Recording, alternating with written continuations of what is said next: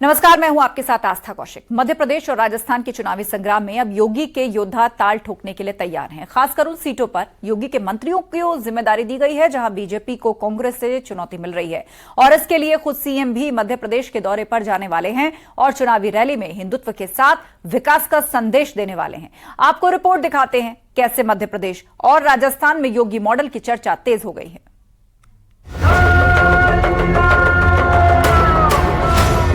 2024 में एनडीए की पूर्ण बहुमत की सरकार बने। उत्तर प्रदेश के मुख्यमंत्री एक बार फिर डिमांड में हैं। योगी दांव से मध्य प्रदेश और राजस्थान के रण को फतह करने की रणनीति पर काम शुरू हो गया है। एमपी में योगी मॉडल से सियासी समीकरण को साधने की कोशिश की जा रही है और जिम्मेदारी यूपी के मुख्यमंत्री के साथ ही यूपी के तमाम मंत्रियों को दी गई है।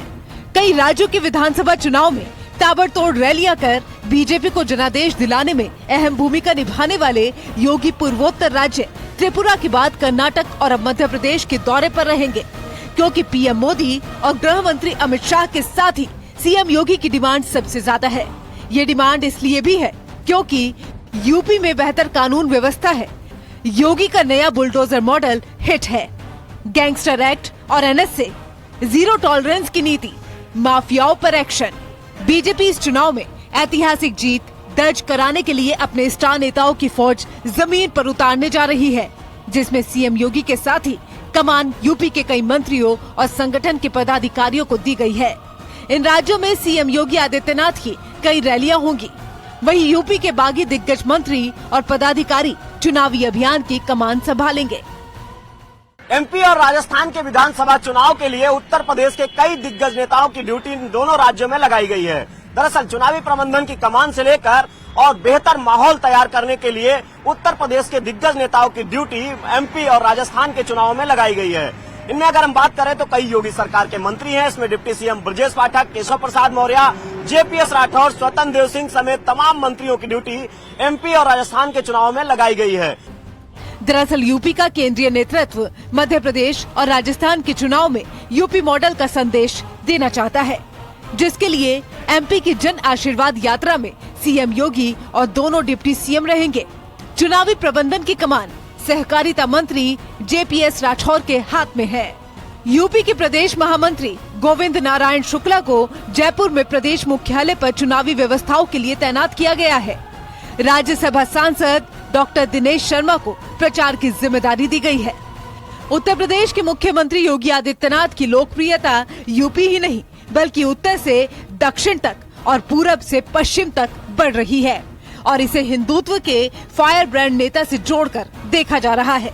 गुजरात, त्रिपुरा और कर्नाटक के बाद रण में सीएम योगी एक बार फिर मध्य प्रदेश और राजस्थान में हुंकार भरेंगे और हिंदुत्व की छवि और अपराधियों पर जीरो टॉलरेंस की नीति से वहां की जनता को अवगत करवाएंगे। भारतीय जनता पार्टी समर्पित कार्यकर्ताओं का एक समूह है। पार्टी उनकी भूमिकाएं विभिन्न अवसर पर तय करती है। वर्तमान में 5 राज्यों में होने वाले चुनावों में भारतीय जनता पार्टी के विभिन्न कार्यकर्ताओं को जो मंत्री के रूप में, प्रदेश पदाधिकारी के रूप में, सांसद के रूप में, पार्टी के प्रवक्ताओं के रूप में काम कर रहे हैं, वह अन्य राज्यों में चुनाव प्रबंधन की दृष्टि से भेजे जा रहे हैं और भारतीय जनता पार्टी ऐसा सभी राज्यों के चुनावों में करती रही है। योगी आदित्यनाथ को मध्य प्रदेश में हिंदुत्व के एजेंडे को धार देने के साथ ही बेहतर कानून व्यवस्था के संदेश को जन जन तक पहुंचाने का दायित्व मिला है, क्योंकि योगी आदित्यनाथ का एमपी दौरा ऐसे वक्त पर हो रहा है जब धर्म के नाम पर राजनीति हो रही है, माफियाओं को मिट्टी में मिलाने वाला संदेश दिया जा रहा है। तो दूसरी तरफ यूपी में विकास को धार देने के लिए कुछ महीने पहले ही ग्लोबल समिट करवाया गया है, जिसका सीधा संदेश एमपी और राजस्थान की जनता को देना है। Bureau report, news 18।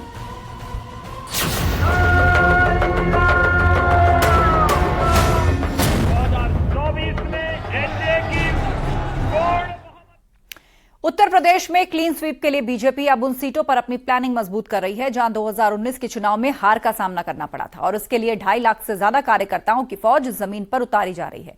साथ ही पश्चिमी यूपी की चुनौतीपूर्ण सीट पर खुद भूपेंद्र चौधरी पार्षदों और मेयर्स के साथ मंथन कर रहे हैं, जिसका सीधा संदेश यह है कि पूरब से लेकर पश्चिम तक बीजेपी अपनी रणनीति पर काम शुरू कर चुकी है। आपको रिपोर्ट दिखाते हैं।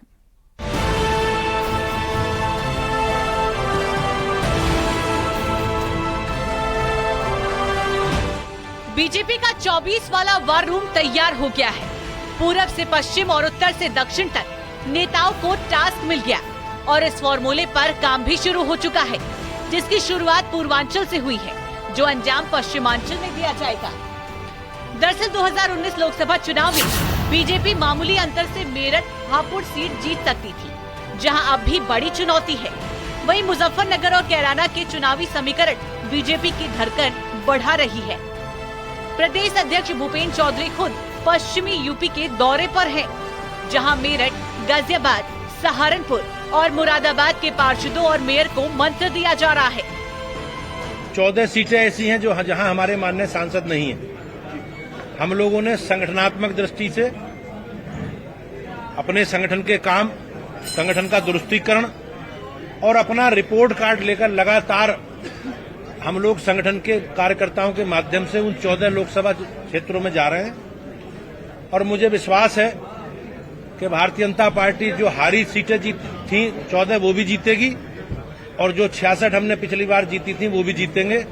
तो मोदी जी के नेतृत्व में भाजपा उत्तर प्रदेश की 100% सीटें जीतेगी। बीजेपी अपने डबल गेम प्लान से 24 में विपक्ष को कड़ी चुनौती देने की तैयारी में है, जिसके लिए नए नए समीकरण तैयार किए जा रहे हैं और इन सीटों पर क्षेत्रवार की तैयारी चल रही है, जहां 2019 के लोकसभा चुनाव में पार्टी को हार का सामना करना पड़ा था।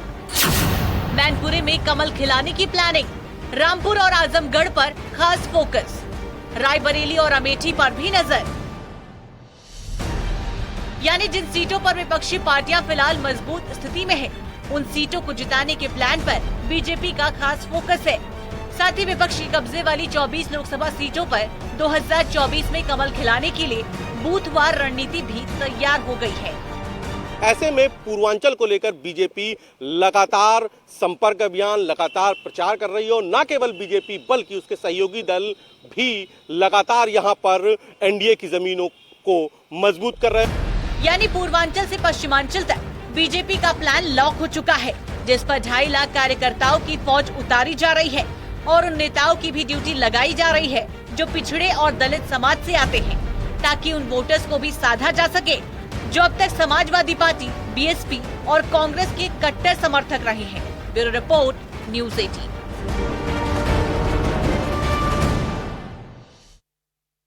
लोकसभा चुनाव की तैयारी में जुटी भारतीय जनता पार्टी यूपी के अंदर मध्य प्रदेश का फॉर्मूला आजमा सकती है। बीजेपी सूत्रों की माने तो यूपी में योगी मंत्रिमंडल के कई सदस्यों और यूपी के विधायकों को लोकसभा का चुनाव लड़ा सकती है। सूत्रों की माने तो बीजेपी ने इन मंत्रियों के लिए सर्वे भी शुरू कर दिया है। बीजेपी हर हाल में लोकसभा चुनाव में जीतने की तैयारी में जुटी है और यही वजह है कि उत्तर प्रदेश के कई बड़े शहरों को लोकसभा चुनाव में उतारा जा सकता है। जिन मंत्रियों को लोकसभा का टिकट मिल सकता है उसमें पीडब्ल्यूडी मंत्री जितिन प्रसाद, राकेश सचान, दयाशंकर सिंह, नरेंद्र कश्यप, संजय गंगवार, बेबी रानी मौर्य और जयवीर सिंह के साथ सूर्य प्रताप शाही का भी नाम शामिल है।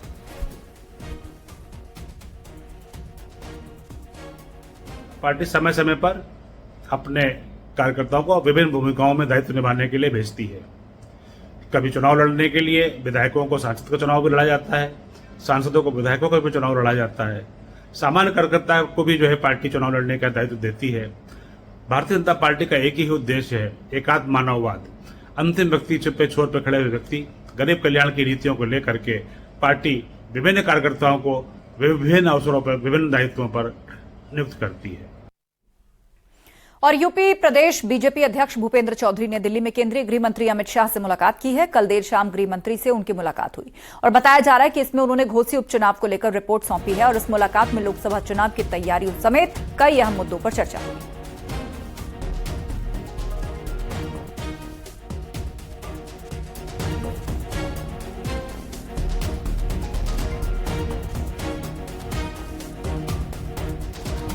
भारतीय जनता पार्टी में हमेशा हम अपने नेतृत्व को अपने सारी सूचनाएं देना एक निरंतर प्रक्रिया है, मिलना जुलना, और उस प्रक्रिया का हिस्सा ही हम लोग रहते हैं।